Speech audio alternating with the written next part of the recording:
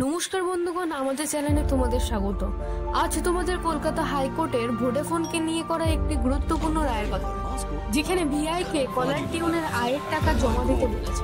কলকাতা হাইকোর্টের একটি division bench 17 মে একটি রায়ে ভোডাফোনকে আইপিআরএস এর সঙ্গীত ব্যবহারের জন্য লাইসেন্স না নিয়ে এবং রয়্যালিটি প্রদান না করে কলার টিউন ব্যবহার না করার নির্দেশ দিয়েছে।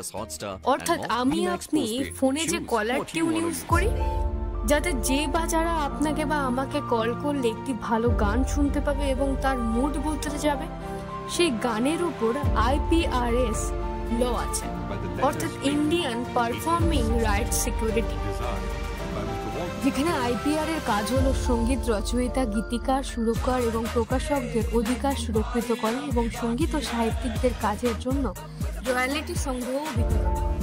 এই সংস্থা রেডিও, টেলিভিশন ও লাইভ পারফরমেন্স এবং ডিজিটাল পারফরমেন্সের সঙ্গীত ব্যবহারের জন্য লাইসেন্স প্রদান করে।